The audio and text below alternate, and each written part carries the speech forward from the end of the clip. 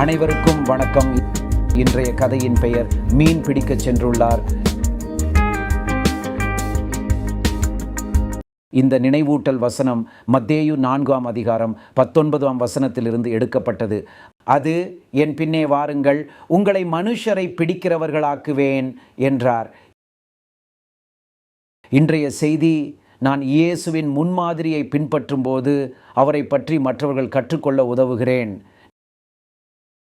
நீங்கள் எப்போதாவது மக்கள் மீன் பிடிப்பதை பார்த்திருக்கிறீங்களா? அவர்கள் வழக்கமாக மிகவும் அமைதியாக உட்கார்ந்து காத்திருக்கிறார்கள். சீமோன் பேதுரு இரவு முழுவதும் தன் படகில் அமர்ந்திருந்தும் மீன்களை பிடிக்கவில்லை. விஷயம், இயேசு அவனிடம் மீண்டும் முயற்சி செய்ய சொன்னபோது அவன் நிறைய மீன்களை பிடித்தான். இது இப்படித்தான் நடந்திருக்கலாம். கெனசரேத்து ஏரியின் நீர்நிலைகளின் மீது குளிர்ந்த இரவு காற்று வீசியது. சைமன் பேதுரு தனது கூட்டாளிகளான ஜேம்ஸ் மற்றும் யோவானுடன் மீன் பிடித்துக் கொண்டிருந்தார். அவன் தன் பெரிய மீன்பிடி வலையை தண்ணீரின் மேல் வீசினான். ஊசலாடும் சத்தமும் பின்னர் தெறிக்கும் சத்தமும் அவனுக்கு கேட்டது. அது விழுந்தவுடன் மெதுவாக அது தண்ணீரின் மேற்பரப்பிற்கு அடியில் மூழ்கியது. சைமன் பீட்டர் நேரத்தை கூற சந்திரன் மற்றும் நட்சத்திரங்களின் நிலையை சரிபார்த்தார். விரைவில் சூரியன் உதிக்கத் தொடங்கும். இன்னும் ஒரு மீனை கூட அவன் பிடிக்கவில்லை. ஜேம்ஸும் யோவானும் தங்கள் படகில் இருந்த போதும் எதையும் பிடிக்கவில்லை. சில நிமிடங்களில் சைமன் பீட்டர் வலையை கையால் இழுக்கத் தொடங்கினார்.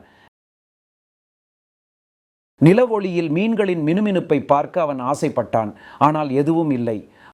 அவர் படகின் பின்புறத்தில் சொட்டும் வலையை குவித்தார். பின்னர் அவர் துடுப்புகளை இழுத்து கரைக்கு திரும்பத் தொடங்கினார். வானம் கருப்பிலிருந்து இளஞ்சிவப்பு நிறமாக மாறத் தொடங்கியது. சைமன் பீட்டர் தனது வலையை விரித்து அதை சுத்தம் செய்யத் தொடங்கினார்.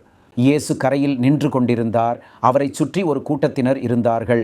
கடவுள் அவர்களை எவ்வளவு நேசித்தார் என்பதை அவர் அவர்களிடம் சொல்லிக் கொண்டிருந்தார். மக்கள் உண்மையிலே கேட்க விரும்பினர். இயேசுவுக்கு மிக அருகில் அவர்கள் கூட்டமாக இருந்ததால் அவர் சீமோன் பேதுருவின் படகில் ஏறி மக்களிடம் தொடர்ந்து பேசினார். சீமோன் பேதுரு இயேசுவோடு தனது படகை பகிர்ந்து கொள்வதில் மகிழ்ச்சி அடைந்தார் என்பதில் சந்தேகமில்லை.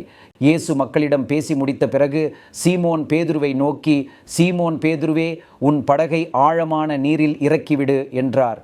உங்கள் வலைகளை போடுங்கள். ஐயோ ஐயா, சீமோன் பேதுரு பதிலளித்தார், நான் யாக்கோபுடனும் யோவானுடனும் இந்த ஏரியில் இரவு முழுவதும் இருந்தேன், ஒரு மீனை கூட பிடிக்கவில்லை. அவர் ஒரு நிமிடம் நின்று யோசித்தார். ஆனால் நீங்கள் அப்படி சொன்னால் நான் மீண்டும் முயற்சிப்பேன். ஊசலாடும் சத்தத்துடன் வலை காற்றில் பறந்து தண்ணீரில் ஒரு தட்டையுடன் தரையிறங்கியது. பின்னர் அமைதியாக மூழ்கியது. சில நிமிடங்களில் சைமன் பீட்டர் வலையை இழுக்கத் தொடங்கினார். அவனால் நம்பவே முடியவில்லை. வலை மின்னும் நெளியும் மீன்களால் நிறைந்திருந்தது. வலை கிட்டத்தட்ட உடைந்து போகும் அளவுக்கு அது நிரம்பி வழிந்தது. சீமோன் பேதுரு யாக்கோபையும் யோவானையும் அழைத்து, உங்கள் படகை கொண்டு வந்து எனக்கு உதவி செய்யுங்கள் என்றார். விரைவில் 2 படகுகளின் தரைகளும் வெள்ளி மீன்களால் மூடப்பட்டன. படகுகளின் பக்கவாட்டில் மீன் குவியல்கள் உயர்ந்து அவற்றை மூழ்கடிக்கும் அச்சுறுத்தலை ஏற்படுத்தியது. சீமோன் பேதுரு எல்லா மீன்களையும் பார்த்தபோது இயேசுவின் முன் மண்டியிட்டு, நான் பாவி, என்னை விட்டுவிடுங்கள் என்றான். ஆனால் இயேசு, பயப்படாதே என்றார். என்னை பின்பற்றி வா, நான் உன்னை மனுஷரை பிடிப்பவனாக மாற்றுவேன்.